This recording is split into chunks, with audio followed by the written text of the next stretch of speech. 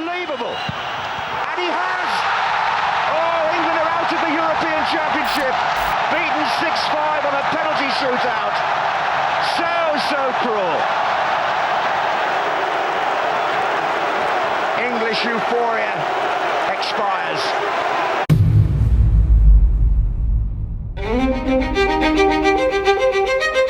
Did you guys believe that you could win the World Cup or Euros? Yeah, when you look back with the players we had, could we have done better? I think we could have, but it wasn't to be. I believe we had the football IQ and intelligence to adapt and make it work together.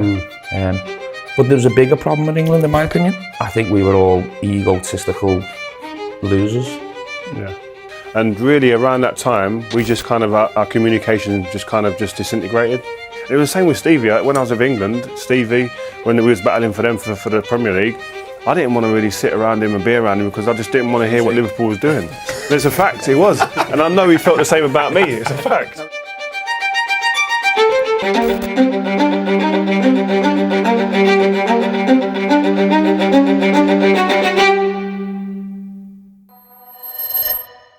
Saat menjadi tamu di siniar Rio Ferdinand Present, Steven Gerrard berkata bahwa ia dan para bintang lain dari generasi emas timnas Inggris adalah pecundang yang egois. Gerrard berkata, mengapa sekarang kita semua sudah cukup dewasa dan berada pada tahap kehidupan di mana kita lebih dekat dan terhubung? Mengapa kita tidak bisa terhubung sebagai rekan setim Inggris saat itu? Saya pikir itu karena budaya di dalam tim Inggris yang membuat kita semua tidak pernah terhubung. Kita terlalu banyak berada di kamar masing-masing. Kita tidak ramah atau terhubung. Kita bukan tim, kita tidak pernah menjadi tim yang kuat dan solid. Apa yang Gerrard katakan ada benarnya. Kini, kita bisa melihatnya duduk bersama dengan Rio Ferdinand bagaikan teman karib. Begitu pula dengan Gary Neville dan Jamie Carragher yang kerap tampil bersama sebagai pundit. Dulu, pemandangan semacam itu rasanya mustahil untuk terwujud, mengingat betapa keras dan getirnya rivalitas antar klub besar di Liga Inggris. Akan tetapi bintang generasi emas timnas Inggris lainnya, Wayne Rooney, punya pandangan lain. Dalam siniar The Wayne Rooney Show, mantan bintang Manchester United itu tidak sepenuhnya sependapat dengan apa yang diucapkan oleh Steven Gerrard. Saya tidak akan mengatakan tim Inggris sekarang memiliki sikap yang lebih baik. Itu tidak menghormati kami sebagai pemain, karena kami bekerja keras, kami mencoba. Tapi kami tidak berhasil melakukannya. Tapi satu hal yang pasti adalah semua orang bekerja keras untuk satu sama lain.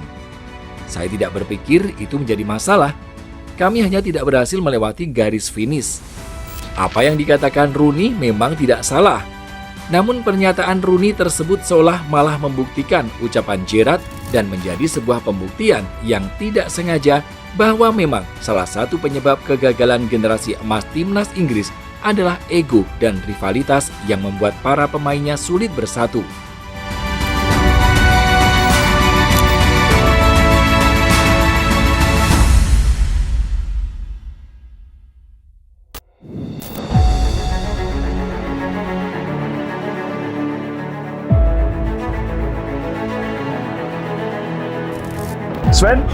Sven-Göran Eriksson has a popularity rating of 90%.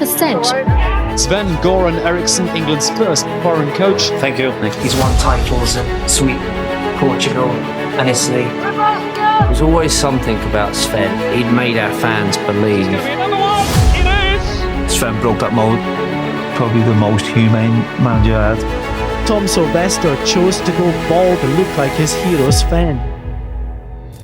Pada Januari 2001, Federasi Sepak Bola Inggris alias FA menunjuk Sven-Göran Eriksson sebagai pelatih baru The Three Lions. Pria asal Swedia itu pun resmi jadi pelatih asing pertama yang menukangi timnas Inggris. Penunjukan Sven-Göran Eriksson pada saat itu dipercaya sebagai awal lahirnya generasi emas timnas Inggris. Tak lama setelah penunjukannya, Inggris sukses ia bawa menang 5-1 atas Jerman yang sebelumnya punya rekor tak pernah kalah di laga kualifikasi Piala Dunia. Kala itu Eriksson sendiri merupakan salah satu pelatih terbaik dunia. Sebelum menangani The Three Lions, Eriksson sudah bergelimang trofi di level klub. 1 trofi Piala UEFA bersama IFA Göteborg, 3 trofi Liga Portugal bersama Benfica, 1 trofi Coppa Italia bersama AS Roma dan Sampdoria, serta 1 Scudetto, 2 Coppa Italia, dan 1 trofi Piala Winners bersama Lazio. Langkah penunjukan Sven-Goran Eriksson ini jelas memperlihatkan betapa seriusnya FA mengejar prestasi. Wajar, sebab kala itu timnas Inggris tengah dihuni oleh para pemain yang sangat menjanjikan. Saat awal kedatangan Eriksson, wajah utama skuad The Three Lions saat itu adalah peraih penghargaan Ballon d'Or 2001, Michael Owen, dan sang kapten tim David Beckham. Selain keduanya, skuad Inggris saat itu juga dihuni oleh para pemain bertalenta menjanjikan yang kelak bakal jadi pemain bintang. Di lini belakang, Inggris punya Sol Campbell, Ashley Cole, Rio Ferdinand, Wes Brown, Wayne Bridge, Jamie Carragher, Gary Neville, Jonathan Woodgate, hingga John Terry. Di lini tengah, mereka punya Steven Gerrard, Paul Scholes, Owen Hargreaves, Nicky Butt, Michael Carrick, hingga Joe Cole. Sementara itu di lini depan, Inggris punya Robbie Fowler, Emily Heskey, Peter Crouch, Aaron Lennon, Theo Walcott, Jermaine Defoe, dan tentu saja Wayne Rooney. Para pemain inilah yang kemudian disematkan sebagai generasi emas timnas Inggris dengan deretan pemain bintang plus pelatih sekaliber Sven-Goran Eriksson yang dikenal sebagai seorang serial winner. Maka wajar bila harapan publik Inggris saat itu setinggi langit. Piala Dunia 2002 di Jepang dan Korea Selatan pun jadi ajang pembuktian pertama bagi mereka. Dan yang seperti kita tahu, laju pasukan Sven-Goran Eriksson terhenti di tangan Brasil di babak perempat final. Setelah gagal di Piala Dunia 2002, turnamen terakbar benua Eropa Euro 2004 jadi ajang pembuktian kedua bagi generasi emas timnas Inggris. Dan lagi-lagi, laju mereka terhenti di babak perempat final. Ajang Piala Dunia 2006 di Jerman pun jadi momen puncaknya. Saat itu bisa dibilang kalau para anggota generasi emas timnas Inggris tengah berada di usia matang. Namun lagi dan lagi, langkah mereka hanya sampai di babak perempat final. Uniknya, langkah timnas Inggris di Liga Turnamen Akbar tersebut selalu kandas di tangan satu orang yang sama. Dia adalah Luis Felipe Solari. Ia adalah pelatih Brasil di Piala Dunia 2002 dan melatih Portugal di Euro 2004 dan Piala Dunia 2006. Dan kebetulan, anak asuh Solari lah yang menghentikan laju generasi emas timnas Inggris. Usai kegagalan di Piala Dunia 2006, posisi Sven-Goran Eriksson di kursi pelatih timnas Inggris akhirnya lengser juga. Meski mampu menaikkan ranking Inggris dan secara total hanya menelan kekalahan sebanyak 5 kali, tetapi pelatih asal Swedia itu tetap dianggap gagal total.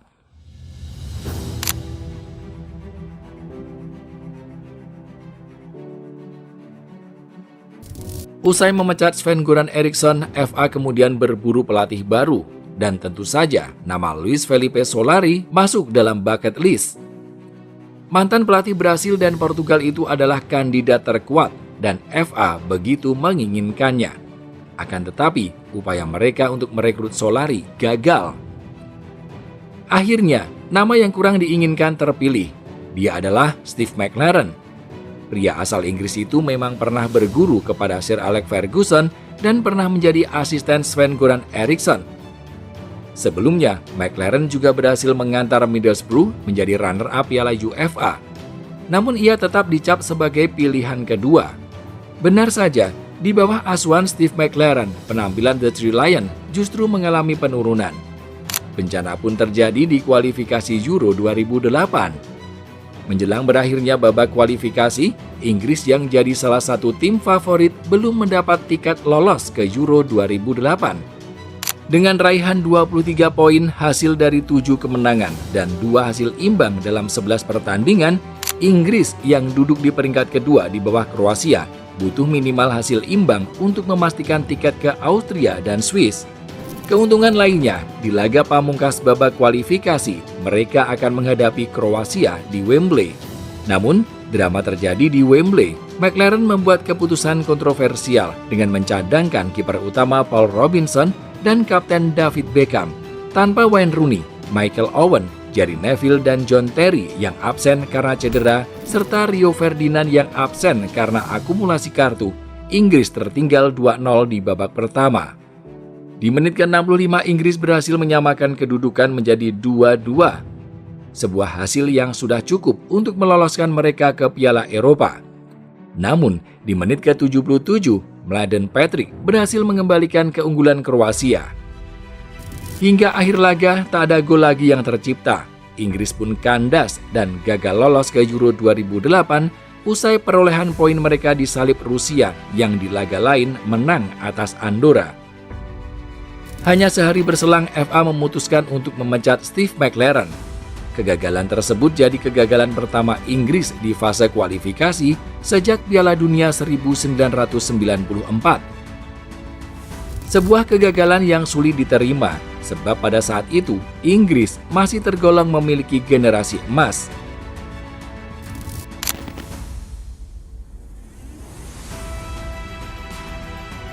Usai gagal dengan pelatih lokal, FA memutuskan untuk kembali menggunakan pelatih asing. Tak tanggung-tanggung, FA berani memecahkan gaji termahal untuk merekrut Fabio Capello. Tak seperti penunjukan Sven-Göran Eriksson yang sempat mendapat kritikan, penunjukan Capello sebagai nahkoda The Three Lions justru disambut antusias. Bersama Milan, Capello sukses memenangkan 4 Scudetto, 3 Piala Supercoppa, serta 1 Liga Champions dan Piala Super Eropa. Bersama AS Roma, ia sukses mempersembahkan 1 Scudetto dan Piala Supercoppa. Sedangkan dengan Real Madrid, Capello berhasil meraih 2 trofi La Liga. Secara nama, Capello memang lebih besar. Ia jauh dari gosip dan dikenal lebih disiplin. Figur yang cocok untuk menyatukan generasi emas timnas Inggris yang punya ego tinggi. Sayangnya, optimisme itu perlahan berubah menjadi pesimisme. Itu terjadi setelah Inggris hanya lolos ke fase gugur Piala Dunia 2010 sebagai runner-up grup. Usia hanya berhasil mencatat 1 kemenangan dan mencetak 2 buah gol. Seperti yang kita tahu, langkah Inggris akhirnya dihentikan Jerman di babak 16 besar. Di laga di mana sepakan Frank Lampard yang sudah melewati garis gawang tidak disahkan menjadi gol tersebut, Inggris takluk 1-4. Kekalahan tersebut menjadi salah satu kekalahan terburuk The Three Lions sepanjang keikutsertaan mereka di Piala Dunia. Usai tersingkir dari Piala Dunia 2010, posisi Fabio Capello sempat terancam. Namun ia tetap dipertahankan hingga Euro 2012. Capello memang bertahan, akan tetapi setelah meloloskan 3 singa ke Euro 2012, pelatih asal Italia itu memilih mundur. Intervensi dari FA yang mencabut ban Kapten John Terry jadi alasan Capello hengkang. Tersingkirnya Inggris di Piala Dunia 2010 yang kemudian diikuti mundurnya Fabio Capello dari posisi pelatih kepala diyakini sebagai akhir dari generasi emas timnas Inggris. Saat itu, beberapa pemain kunci sudah pensiun, sedangkan beberapa lainnya sudah melewati puncak karirnya. Selain itu, label generasi emas juga sudah tak lagi disematkan di era kepelatihan Roy Hodgson.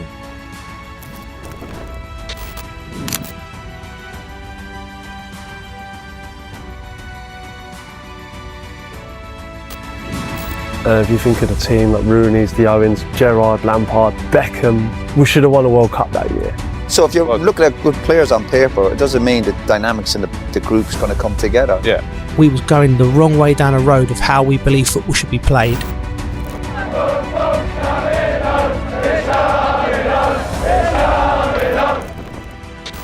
Tanpa raihan trofi dan prestasi menjadi capaian buruk bagi generasi emas timnas Inggris. Bahkan, mereka tak pernah bisa menyentuh babak semifinal dan sekali gagal lolos di turnamen besar. Banyak teori bertebaran yang diyakini sebagai penyebab kegagalan generasi emas timnas Inggris. Satu yang pasti adalah ego para pemainnya. Saat itu, kompetisi Liga Inggris tengah panas-panasnya. Rivalitas antar tim dan antar supporter sedang begitu intens, yang sangat disayangkan rivalitas tersebut terbawa hingga tim nasional. Seperti kata Rio Ferdinand, rivalitas antar klub menghancurkan peluang timnas Inggris. Kepada majalah Times, Ferdinand berkata, "Pada satu musim kami akan bersaing dengan Liverpool, pada musim lain dengan Chelsea. Jadi, saya tidak akan pernah masuk ke ruang ganti tim Inggris dan berbagi rahasia dengan Frank Lampard, Ashley Cole, John Terry atau Joe Cole dari Chelsea, atau Steven Gerrard dan Jamie Carragher dari Liverpool, karena takut mereka akan membawa informasi itu kembali ke klub mereka dan menggunakannya melawan kami. Saya tidak pernah menyadari bahwa apa yang saya lakukan saat itu merugikan Inggris. Saya begitu terobsesi, begitu fokus pada kemenangan bersama Manchester United. Tidak ada yang lain yang penting. Selain ego dan rivalitas, teori lain yang diyakini jadi biang kerok gagalnya generasi emas timnas Inggris adalah penggunaan taktik yang salah. Salah satu yang paling terlihat adalah bagaimana Inggris menggunakan Paul Scholes. Scholes adalah salah satu gelandang terbaik dunia di generasinya. Zidane, Xavi, bahkan Marcelo Lippi mengakui kalau Scholes adalah seorang gelandang hebat yang komplit. Positioning, kontrol bola, akurasi umpan, dan determinasinya yang tinggi bahkan membuat Scholes konon juga dijadikan role model di La Masia. Demi duet Gerrard dan Lampard, Scholes jadi korban di timnas Inggris. Alih-alih jadi gelandang pengatur serangan, Scholes harus mengalah dan bermain ke posisi sayap dan menyerahkan peran itu kepada Gerrard dan Lampard. Banyak yang meyakini kalau Lampard dan Gerrard memang seharusnya tidak dimainkan bersamaan. Lampard sendiri mungkin telah mengakui kesalahan tersebut. Paul Scholes adalah pemain yang luar biasa, dan ketika saya pertama kali masuk ke skuad Inggris, saya mungkin sedikit mengacaukan rencana karena saya adalah gelandang serang lain, jadi kami memiliki 3 gelandang serang. Selain rivalitas dan taktik, alasan lain di balik kegagalan generasi emas timnas Inggris adalah peran media alias pers. Mantan ketum PSSI kita pernah berkata, medianya baik, timnasnya baik. Wartawannya yang harus baik. Jadi kalau wartawannya baik, nanti timnasnya baik. Pernyataan itu mungkin terdengar konyol, tapi dalam kasus timnas Inggris, pernyataan itu ada benarnya. Pers punya peranan penting dalam kegagalan generasi emas The Three Lions. Faktanya, label generasi emas bukanlah label yang berasal dari pengakuan, tetapi merupakan label yang sengaja disematkan. Adalah CEO FA saat itu, Adam Crozier, yang pertama kali mengatakan tentang generasi emas kepada media. Kita paham bagaimana cara kerja pers di Inggris. Hasilnya, masing-masing Inggris langsung menggoreng label tersebut dan membuatnya menjadi sebuah pujian yang berlebihan. Padahal, kalau dipikir-pikir, Inggris memang bukan tim nasional terkuat pada saat itu. Jika tim sekelas Inggris saja disebut generasi emas, bagaimana dengan Perancis, Brasil, atau Italia yang sanggup menjuarai Piala Dunia? Atau Spanyol yang mampu menguasai Euro 2008, 2012, dan Piala Dunia 2010. Selain suka melebih-lebihkan, media Inggris juga punya peran negatif dalam menghancurkan reputasi para pemain timnas Inggris. Mereka kerap memberi bumbu tak penting, misalnya saat sibuk menyoroti wax dari para pemain Inggris di tiap turnamen. Sorotan semacam itu akhirnya membuat para pemain Inggris lebih dekat seperti seorang superstar ketimbang pemain sepak bola.